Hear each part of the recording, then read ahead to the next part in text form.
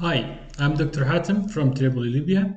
I'm gonna spend the next few minutes with you speaking about very interesting topic known as biologic shaping. Periodontal surgery involves modification of hard and or soft tissue to achieve a therapeutic goal. These goals include treatment of periodontal defects, including furcation involvements of molars and crown lengthening procedures to facilitate restoration of tooth or teeth. Traditionally, resective and regenerative treatments focuses on osseous structure with little attention given to modification of root surface. Unfortunately, this could lead to excessive bone removal and creation of self-cleansable areas and areas that are not biologically compatible. Further, regenerative techniques can yield incompatible results in furcation lesions, thus predisposing to more attachment loss. Biologic shaping, our topic today, is intended to create a cleansable, biologically compatible root surface that is manageable by both patients and dentists or hygienists. Here, modifications of tooth surface is the primary focus, with removal of bone performed only when is necessary. So, here, today we are focusing on three parameters: bone, soft tissue, and root surface. We all are familiar with biologic width, which is a band of connective tissue laying between the crest of the alveolar bone and the cement enamel junction, with a width roughly about 2 millimeters. This is the prime concern when you design or going to design a new restorative margins following any peri-restorative case. We should avoid violation of this band of tissue. Biologic shaping, if we compare it to a conventional crown lengthening, as we mentioned earlier, conventional crown lengthening deals with these parameters: gingivectomy, osteoblasty, osteotomy, or all. So when you are going to do a crown lengthening procedure, a conventional crown lengthening procedure, you are dealing with one of these surgeries, whether gingivectomy, osteoblasty, osteotomy, or combine them all. Crown lengthening has nothing to do with root surface. No modifications are going to be in root surface. Crown lengthening utilizes the old margins of the existing restoration or the cemento enamel junction of non-restored tooth to gauge the amount of bone to be removed, and this is the major difference. Other important thing that when dealing with furcation, it's hard to crown lengthening furcation areas because it leads to excessive bone removal. And if we review the literature, we will find that one of the major contraindications of crown lengthening is furcation grade 1, grade 2. So let's speak about when to do, or what is the rationale for biologic shaping. Biologic shaping was first introduced by Milker and Richardson in 2001 and described for aesthetic dentistry in 2003. It combines periodontic and restorative phases of dentistry and aims to facilitate home care by patient using simple hygiene aids such as floss and toothbrush, as well as facilitate professional maintenance by hygienists to remove plaque and calculus. Biologic shaping also creates biologically compatible dimensions necessary for the restoration of tooth without infringement on biologic width. Further, biologic shaping moves tooth-derived risk factors such as developmental defects, concavities, Furcations, cement to enamel junction, enamel projection. This particularly is important if a developmental groove or concavity lays in a close proximity to an existing margin of restoration. This can lead to a void or an area where black could accumulate and will induce further attachment loss. Therefore, the ideal therapy will involve modification of tooth structure to eliminate these anatomical risk factors and discrepancies and create a new restorative margin that is supragingival to the previous margin. The point being that biologic shaping limits the unnecessary removal of bone and creates biocompatible environment. Biologic shaping is an alternative, as we said, to a conventional crown lengthening, as the crown lengthening utilizes the margin of an existing restoration or cement to enamel junction of an unrestored tooth to gauge the amount of osteotomy necessary to re-establish the biologic width. While biologic shaping moves away the margin of the restoration from the bone rather than cutting unnecessary bone. So by going back to this slide and trying to know when to do or what are the indications, let's see this slide. This is a case of young lady come to my office seeking a replacement or restoration of upper right central incisor after falling down old ceramic crown. Unfortunately, this is the fourth time happens with the patient. This scenario, not the first time, but the third time. I do a new core build up. The root margin, the original root margin lays somewhere here below the gingiva. All what you're seeing here is the core material. So we will to replace or to solve the problem of this patient.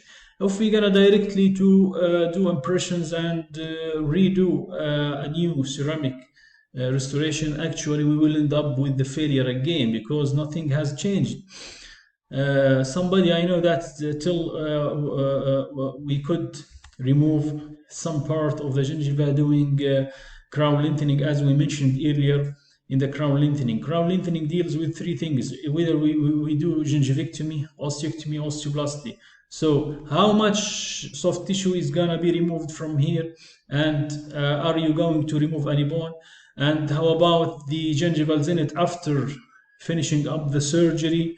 Are you going to save aesthetic, or you will create an aesthetic problem? So the results with conventional crown lengthening is totally unpredictable. So this is another slide for conventional crown lengthening.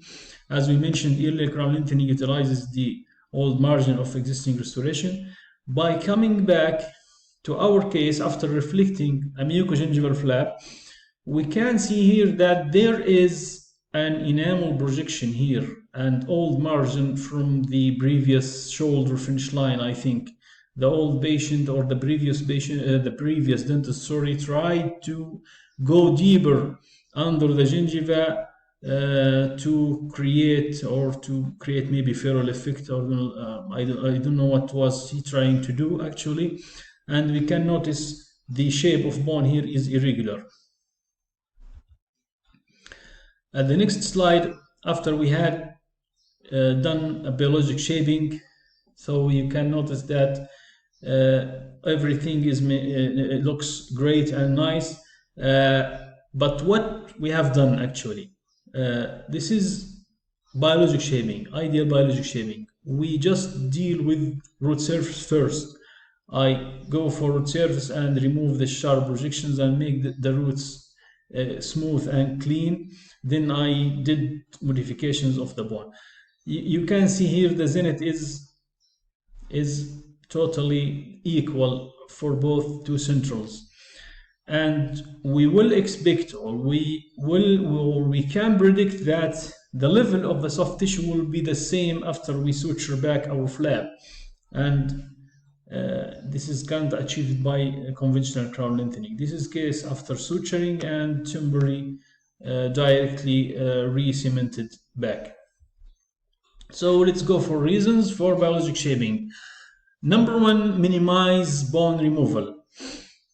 And number two, eliminate developmental grooves. Number three, reduce or eliminate concavities. Number four, remove cement to enamel junctions. This is only performed when we are going to do a restorative or peri-restorative work. I'm not going to tell my patient that I'm going to remove your CEGs because they are risk factors in a sound tooth. Absolutely. We do that only when it is necessary, when we are going to do a restorative case. Number five, reduce or eliminate furcation anatomy. Number six, decrease potential mobility. Let's take them one by one. Number one, minimizing bone removal. As we see, or as we see in this case, we didn't, after we reflect the mucoperiostral flap, we didn't actually cut any part of the bone. We just do osteoblasty, remove this enamel projection, and that's it. And we got everything we need. We got equal zenith here of bone, and subsequently equal level of gingival zenith after that. No unnecessary bone removal has been done, and we could create or obtain a nice ferrule as we see in this slide. We have a very nice ferrule effect here, and the gingival zenith is absolutely equal. This is another example. Upper central incisive, core built up here. What you are seeing here is totally resin bonded core build up. This is a bone reflection of split thickness flap. Actually, we did only biologic shaping with 360-degree root surface smoothing, and we remove granulation tissue and we just smooth up the bone, and we suture our flap back, back in place. What we have seen here is good and nice in it. So what do you expect after healing? You expect nothing is going to change, no aesthetic problems in the future. So the results here is predictable again. Number two, eliminate developmental grooves. Developmental grooves, as we mentioned earlier, considered one of the risk factors because it traps the plaque and food here and could cause a further attachment loss. It could be found anywhere along the root surface, from the buccal, from the mesial, from the lingual here. We can notice it in the lower first bicuspid here. It's quite obvious here, a developmental groove. If we didn't smooth it down or remove this developmental groove by smoothing the root surface and reshaping it, actually it will cause further bone loss. Number three, reduce or eliminate concavities. Concavities considered a major risk factor and could be found anywhere also. It's most commonly found on the interproximal surfaces of the bicuspids. As we see in this slide, there is a big developmental groove in the first bicuspid here, causing, you can notice this saucer-shaped defect on the next to the defect. So when we going to do biologic shaping, we just blending this defect and not trying to accentuate this defect by cutting some part of tooth from the lingual and buccal side. And this is after elimination of the concavity. You can see smooth root surface here, and we can suture our flap back. Number 4, reduce or eliminate furcations. This is the power of biologic shaping. It appears clearly here when we are dealing with furcations. As we said, conventional crown lengthening and regenerative procedures can solve the problem. Can't solve actually the problem because regenerative procedures in the furcations are unpredictable. By putting some bone and membrane and waiting for some period, actually it is totally unpredictable. And if we try to crown lengthen the furcation area, it ends up with tremendous amount of bone and weakening of the tooth structure. So by biologic shaping, after we reflect a flap, we don't touch the bone. We first take a flat end fissure repair and we try to barrel the furcation, transferring the furcation from the root surface alongside the tooth structure until we reach the crown. By this, we are creating an area which is easy to clean by patient and hygienist. See, this is the slide after we finish the biologic shaping. Another example of nice barreling of the furcation area. You know, here the continuation of the root surface from, so we have eliminated the roof of the furcation. So there is no furcation. The furcation is totally gone. No furcation, only smooth root surface that can be easily maintained by patient and hygienist. Number 5, removal of cemento-enamel junction, and this is only performed when there is a peri-restorative work, because cemento-enamel junction considered as a risk factor. It accumulates plaque and bacteria, and we have to removing while we are achieving biologic shaping. And this is before. This is an after photo. Before photo, and this is an after photo. Number 6, facilitate supragingival intracellular margin placement to preserve biologic width, and this is the main goal, is to, as we mentioned earlier, that biologic shaping moves away the margin of the tooth from biologic width.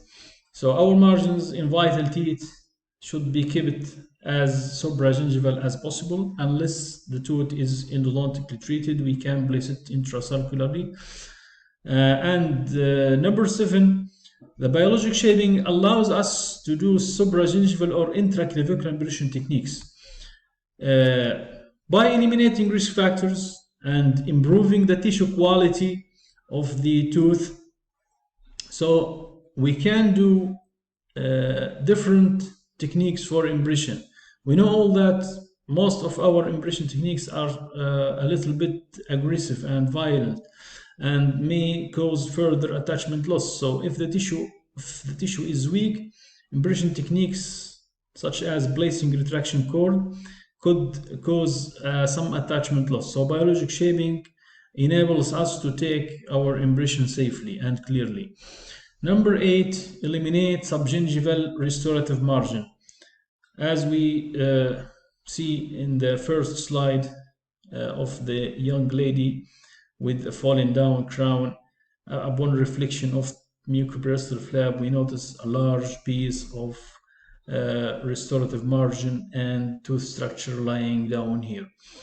So if left untreated, it could cause further attachment loss. Let's proceed with surgical steps. What are the surgical protocol? And this protocol is very predictable, and we should follow this protocol if you want to achieve a very solid results. Number 1, before going to any surgical procedure, all previous restorative materials and decay should be removed. We have to remove all decay and restorative material, followed by, and this is examples for removal of decay, followed by a nice core build up of composite bonded resin should be placed in place with good isolation. Doing these two important steps allows us to judge, to measure, to can predict where our margins should be, and are we going to remove some soft tissue or hard tissue, and design exactly where are going to place our final margins. This is an examples of core build up. Isolation absolutely is very important. And this is multiple decayed anterior teeth after caries removal and core build up. Number 3, acrylic provisional should be placed with temporary cement after caries removal and core build up. An acrylic temporary crowns or prosthesis should be cemented in place, no matter whether the margins at this stage be at gingiva or under the gingiva, no matter. The matter is removal of all caries and core build up. Cement your provisional prosthesis with polycarboxylate cement because it has antibacterial properties. This is another example of temporary cement with margins subgingival. After that, and at the time of surgery, at the day of surgery, after you give anesthesia for your patient, remove your provisional restoration to allow better access. By removing the provisional, you can see all the direction of tooth. All the aspects of teeth can be seen very well. You can see the buccal, you can see the mesial, you can see the distal, you can see the lingual. So nothing could be missed here. The first step after reflecting a mucogingival flap, actually we prefer to reflect a split thickness flap. First thing to do is shading the root and removing all margins, as well as 360 degree of CEGs. As we see here, we can see the old cemento-enamel junction. We can see here the furcation area. So by removing the temporary crown after reflection of flap, nothing could be missed, whether from the buccal surface, from the mesial, from the lingual, from the distal. So we remove all the irregularities and all the root related risk factors. Type of burrs as described by Dr. Daniel Milker. We use Fisher bear, long Fisher bears, long tapered Fisher bears with flat end actually, and we don't use a tapered end, what's known as a needle end burrs, because it's going to ditch a bone. Rather, we prefer to use a Fisher bear with flat end for shading the root surface, as well as to cut the bone if it's necessary. And here is it clearly. This is the burr used for root surface reshaping. And here we are removing actually sharp edges of restoration, as we see here. After you shape the root and remove all the risk factors related to the root, such as concavities and developmental defects, as well as sharp edges of enamel and projections of all the restorations, correct any reverse architecture and remove necessary bone where violation of biologic width may still be anticipated.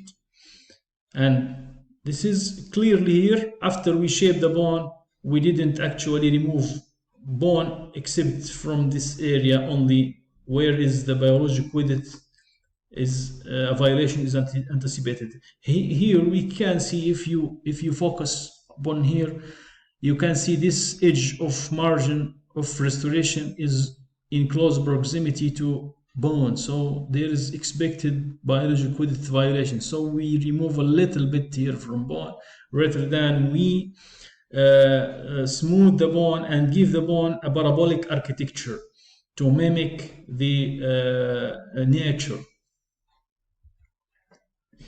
And if insufficient keratinized tissue is present at the surgical site, add sufficient connective tissue to protect bone from bacterial infiltration.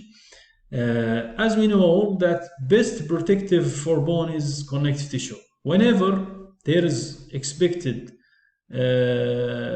deficiency or dehiscence of root surface, you can add simply a piece of connective tissue. You go for the palate to the hard palate and take a nice piece of connective tissue and just you suture it to the mucal periosteum and you lay your flap back on. This is picture for connective tissue graft. We take it with the epithelium, and here de-epithelialization of the graft has been performed and the graft is sutured in place. After you close up your suture, home care instructions include rinsing with chlorhexidine twice daily, morning and evening, and brushing with Prevident at bedtime. After meals, the patient rinses with water or Listerine or any chlorhexidine available at his country. At 4 weeks intervals, the provisionals are either remade or relined, leaving 1 millimeter of space for continued biologic width growth in a coronal direction. No margins of tooth surface at this time. As we see here, this is the picture of 4 weeks. The patient has been recalled back for temporary adjustment, and temporary has been adjusted as we see in here. No height of contour at all, just polished, and there is a space of 1 millimeter away from the gingival margin. And as we always said, that let the body think for you and don't try to think for the body. Let the body think for you, and let the body heal as it wants to be. So no margins at all at this time, no chamfer, no shoulder, no margin at all. At 14 weeks, chamfer margins are placed at gingival collar. After complete healing, about 14 weeks, we can place your chamfer finish line and you can take impression. You have to consider this, that this shape of barreling must be duplicated in the final as well as in the temporary restorations. So you have to communicate with your lab. This is an example of final restoration. This is the final in its way for sitting. Look how nice is the soft tissue here. You can notice we have a nice ferrule effect here. Look in this slide, look how the biologic shaping and the design of the restorative material after complete healing. Look at how it's easy to keep clean and how it's self-cleansable. In this case, the upper first molar was biologically shaped. And look how nice is the tissue around your prosthesis. We designed the margins to be just at the gingiva. And this is another example of poor oral hygiene patient. This patient cannot maintain good oral hygiene, but the surprise is here, is right here. You can see how clean is this area in comparison to other areas. Here, here, and here, and here. But here, no height of contour. It's easy for patient and the hygiene to keep clean. Let's go for clinical cases. Case number 1 here. We see it at the beginning of this lecture. This young lady come to our clinic seeking the replacement of her fallen down crown after core built up material. So we decided to do a biologic shaping. So we did a brief smile analysis to compare the zenith in both two central incisors. Upon reflection of lab, you can find this sharp edge of remaining structure and all the restorative material, and you can see the shape of the bone, which is irregular. I usually prefer to open a wide flap from canine to canine as I can see the zenith of adjacent teeth.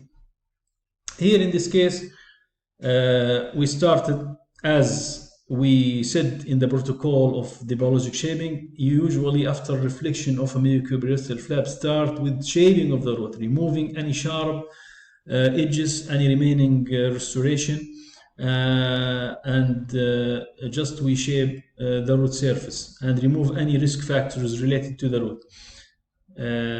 After we finish from the root, we give our bone a parabolic architecture by taking around there and smoothing down the root surface. Actually, there is no osteectomy here at all. Only osteoplasty was performed.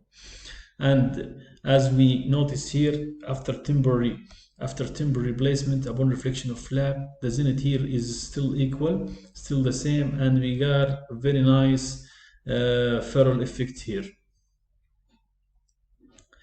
This is the case after 4 weeks. I recall the patient back and do relining for the temporary. And this is the case after about 2 months. Look at the gingival creep here and re-establishment of biologic width. Because as the protocol of biologic shaping recommend that we should keep this margin of the temporary away from the gingival margin about 1 millimeter to let the body establish his own biologic width in place without any impingement. And this is not final, still temporary. This is the case again. This is before, this is upon reflection of flap, and this is after 2 months of healing. Case number 2, this case representing first and second molar, upper molars. This is the time of taking. I supposed to do zirconia crowns for this old patient. It's about 70 years old actually. But this is the time of impression. At the appointment of the impression taking, I found that there is some pockets and some defects. Tissue looks unhappy, so I decided to do biologic shaping. I make intracellular incision, leaving all the granulation tissue attached to the root surface, and I reflect a partial thickness flap. And this is after the temporary, this is before surgery, after temporary replacement. Now, upon reflection of a microbiological flap, you can notice that we have so many problems, starting from furcations and sharp edges with violation of biologic width, and the cemento enamel junction that's still present here. So we start biologic shaping with shading of root and barreling of furcations, and removing any risk factor related to the root, such as concavities and developmental defects. This photo to show you that the flap is split thickness. This slide shows the type of bear used for root surface shaping. Long fissure bear with flat end. And in this slide, we are removing the interproximal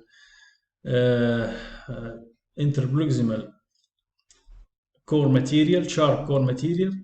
And as we see here, it is a little bit violating or encroaching the biologic width. And we have to remove a little bit here bone.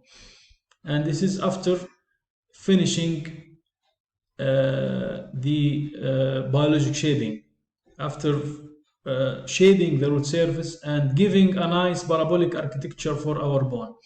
And this is healing after 2 months. You can notice very nice healing, very nice gingiva color, and the parallel root surfaces, and we totally removing the problem of furcations and buckets. This is before and this is after shaping. Case number 3. Sometimes we need to add a connective tissue for biologic shaping, as we mentioned earlier. Whenever there is root dehiscence, there is deficient bone, there is thin phenotypic gingiva, you can go to the palate and take a nice piece of connective tissue and suture it in place, because the best protective for bone is connective tissue. Don't forget that communication with your lab is very important. So this lecture is discussing the perio part of the biologic shaping. Maybe in the following lectures or next lectures we can discuss in details the restorative part of biologic shaping and regarding tricks and tips. So this is the case after healing, after impression taking for temporary. You can see the parallel furcation anatomy, and this furcation must be duplicated in the temporary as well as in the final restoration. Case number 4.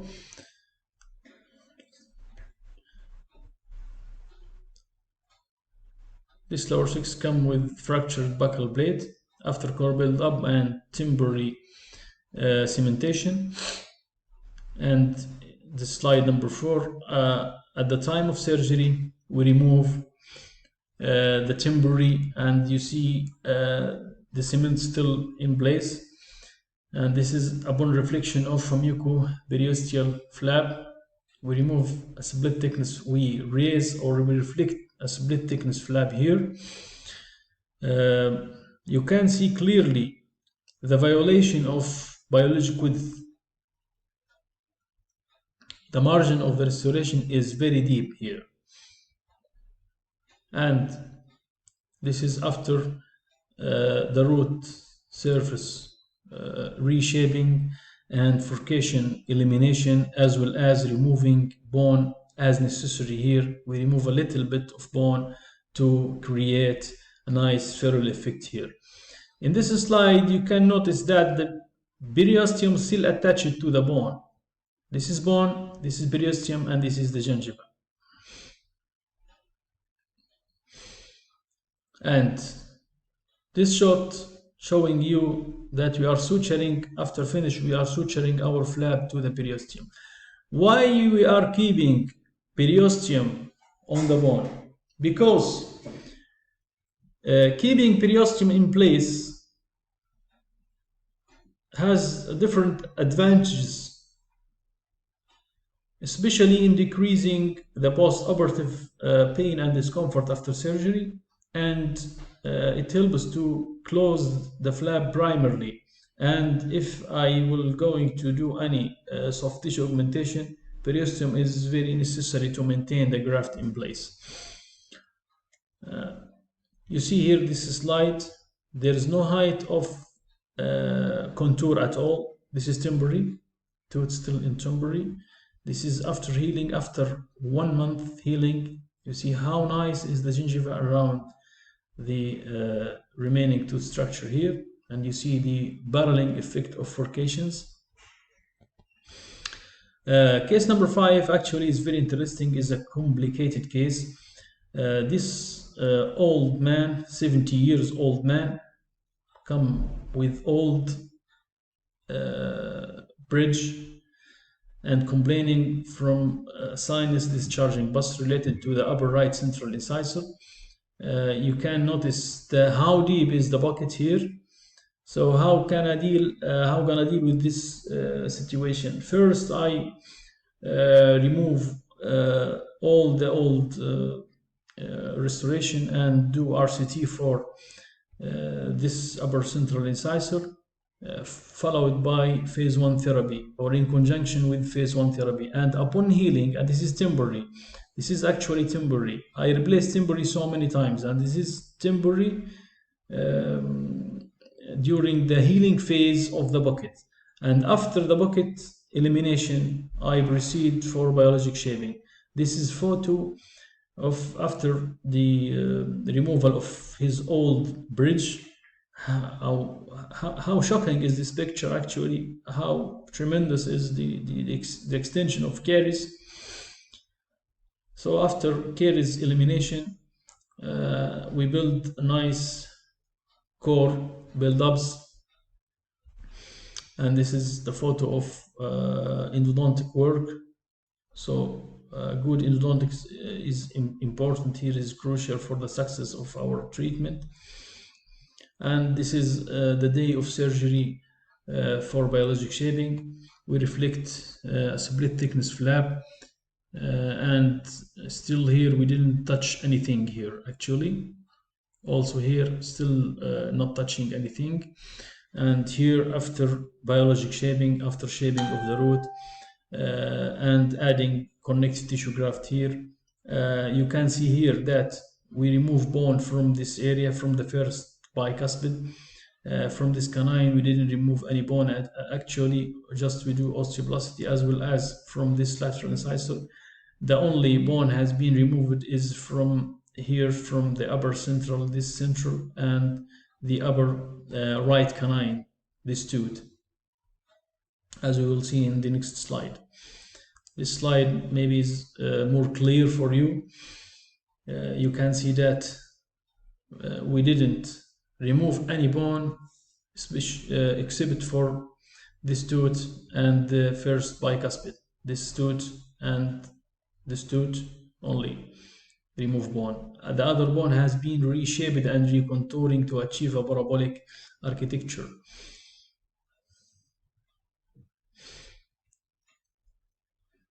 In this slide, I added a connective tissue on the root surface of the right upper central incisor, the tooth that was affected by bucket. So I suture the connective tissue to the periosteum. That's why I always recommend to reflect the split thickness flap. And this is upon suturing, you see the needle penetrates the gingiva and comes out from periosteum here. And this is upon suturing. You can notice that the gingival zenith here is good. We maintained the interdental papilla, as well as we create a very nice ferrule effect here in the canine and in the lateral, as well as in the first bicuspid area. At case number 6, also it's a challenging case actually. It's lower 6 with broken file and some quite big periapical radiolucency. I treat the tooth endodontically first, and after the healing period and the lesion has been disappeared totally, I proceed for biologic shaping. I follow the same protocol by core build-up and placing temporary, removing the temporary at the time of surgery, and reflecting a split thickness mucoperiosteal flap. And this is upon reflection and starting to remove any sharp edges on the root surface. As you can see here, by measuring, we actually measuring the furcation by placing the probe horizontally and not vertically, as the case with normal buckets. We gauge the buckets by this technique, by this way. So we can notice that this tooth has furcation grade 1. So I have to remove the furcation and do what's so called barreling effect. Again, we have very nice and smooth root surface here after the furcation has been paralleled. You can see the bone after giving parabolic architecture. We can see the periosteum still here attached to the bone surface for helping in primary closure.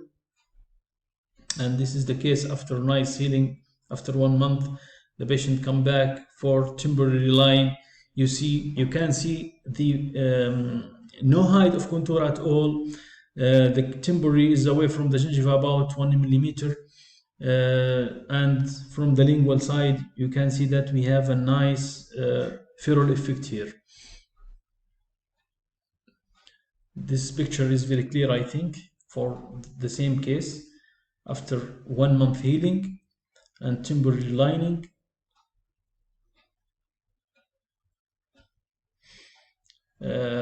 Take home message: biologic shaping is an adjunctive to conventional crown lengthening. Long-term results can be obtained if we follow the same protocol. Multidisciplinary approach is recommended. Restorative team is advisable to reach the optimum results, long-standing optimum results. As dentists, we are tooth savers, so we do every effort to save our teeth, and biologic shaping gives you a very predictable way to achieve this message. Thank you.